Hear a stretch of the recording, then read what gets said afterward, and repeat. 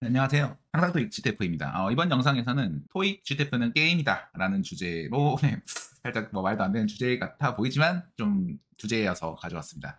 일단 제가 생각했을 때 토익과 GTF는 게임과 굉장히 유사한 속성을 가지고 있는데 여러분들이 쉽게 생각하면 재미없는 게임으로 생각하셔서 실제로 재미없긴 합니다. 재미없는 게임의 요소가 토익이 싹 다 가지고 있어서 이거를 좀 인지하시고 어떤 방향성을 통해서 그런 약간의 이제 포인트를 이제 생각하시면 약간 더 재미없는 게임에서 그냥 그저 그런 게임 좀 더 이제 잘하시는 분들은 재미있는 게임까지도 만들 수 있는데 이거는 고정관념, 관념의 차이라고 볼 수가 있어요. 왜냐면은 토익도 GTF도 마찬가지로 게임과 유사한 컨텐츠 그리고 시스템을 가지고 있습니다. 왜냐면 토익과 GTF는 레벨이 존재하죠. 레벨이 존재합니다. 진짜 그 말 그대로 레벨이에요. 그래가지고 토익은 점수로서 나오고 GTF는 이제 또 점수로서 이제 어떤 50점, 65점, 75점, 80 이런 식으로 어떤 점수적으로 레벨이 정확히 측정이 됩니다. 그리고 게임에서는 스탯이라고 하죠. 힘, 지능, 민첩 이런 것처럼 토익도 각각의 영역을 다르게 키울 수가 있죠. 뭐 LC면 LC, 단어력, 뭐 측정 요소도 성적표 보면 쫙 그 측정 요소들이 다 있어요. LC, RC 크게 나눌 수도 있고 아니면 LC에서 파트 1, 2, 3,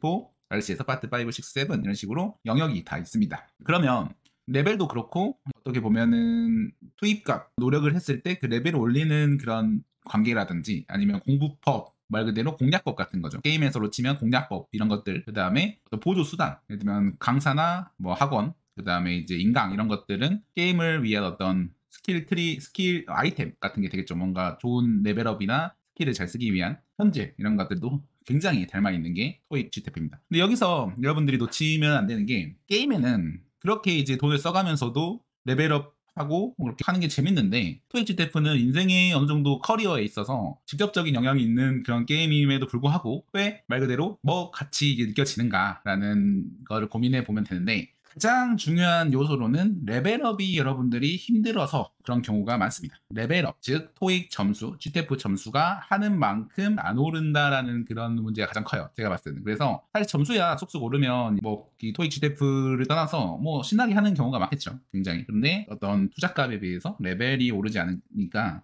계속 게임으로 치면은 저 레벨에 있는 느낌이 굉장히 싫은 겁니다. 싫은 거고 실제로 그건 좋은 느낌이 전혀 아니죠. 계속 이제 그 어떤 게임 시작의 뉴비 시절부터 계속 이제 오르지 않는 그런 경험을 하는 거다 보니까 굉장히 고통입니다. 그러면 이거를 이제 여러분들이 토익과 GTF를 게임이라고 생각했을 때 얻을 수 있는 이제 어떤 이점은 여러분들이 게임에서 어떤 게임을 잘하기 위해서는 결과적으로 스스로 하는 거를 복기해보고 그다음에 거기에 알맞는 약점과 강점을 잘 파악해서 전략을 잘 세워야 되는 거잖아요. 제가 이제 어린 시절에 했던 스타크래프트라는 그 게임만 봐더라도 좀 잘하는 그 제 친구 내에서 잘하는 애들은 꼭 스타크래프트 게임을 한 판 하면 제공하는 리플레이를 잘 보더라고요. 자기가 어떤 플레이를 해서 이제 좀 좋았고 안 좋았고를 계속 복기하는 습관이 굉장히 있었습니다. 그래서 그 리플레이를 통해서 약점과 강점을 파악한 다음에 이제 알맞는 처방을 자기가 각자 연습을 하는 거죠. 토익 GTF도 다르지 않습니다. 결과적으로 본인이 약하고 강한 부분을 정확히 혹은 나름 파악을 잘해서 그거에 알맞는 방법을 찾아서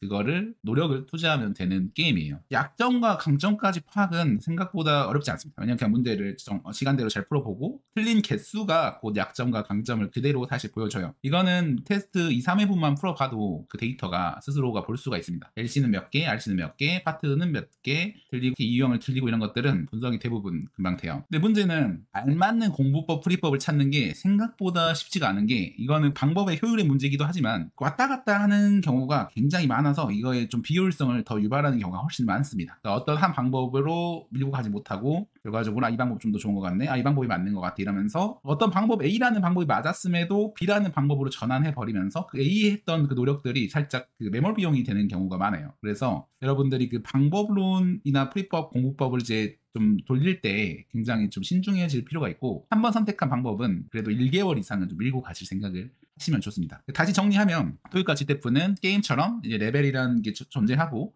그 다음에 말 그대로 올바른 시간을 투자해서 레벨을 올리는 게임인데 그 과정에서 중간 단계인 그 방법, 풀이법이라는 게 존재한다. 게임으로 비유하자면 전략, 그 다음에 어떤 보조 수단, 현질 이런 걸로 비유할 수가 있을 것이고 그럼 여러분들이 올바른 스탯을 올바른 이제 전략으로 잘 올려서 최종적인 결과물, 즉 레벨을 올리기 위해서는 공법, 풀법을 잘 선택하셔야 된다. 뭐 이런 이야기입니다. 그래서 제가 지금 하고 있는 이야기가 뭐 나름 뭐 그냥 막 하고 있는 거기도 한데 설득하려는 의도도 없습니다. 왜냐면 그냥 제 생각을 말하는 거기 때문에 그래서 토익과 GTF를 여러분들이 어떤 게임 너무 진지한 컨텐츠로 보지 마시고 커리어랑 관련이 있다고 해서 너무 또 이 컨텐츠 자체가 너무 딥해지는 경향이 꽤 있거든요. 토익과 GTF가 그냥 토익과 GTF인 것 뿐인데 딥해지는 경향이 굉장히 있다는 겁니다. 뭔가 중요성이 높아지는 거죠. 그러니까 중요성이 높아지면은 좀 행동이나 생각이 좀 무거워지는 경향이 저는 있다고 생각합니다. 그래서 여러분들이 좀 게임처럼 가볍게 보시되 대신에 강점과 약점은 냉정하게 파악을 잘 하셔가지고 올바른 방법을 찾아서 그거를 쭉쭉 밀고 나가시기를 바라겠습니다. 뭐 그 과정 속에서 제 방법을 쓰시면 좀 더 좋을 수 있고요. 뭐 그 사람마다 좀 다르겠지만 전 제 방법에 대한 자부심이기 때문에 한번 추천해드리기도 합니다. 그래서 이번 영상 여기까지 마무리하도록 하겠습니다.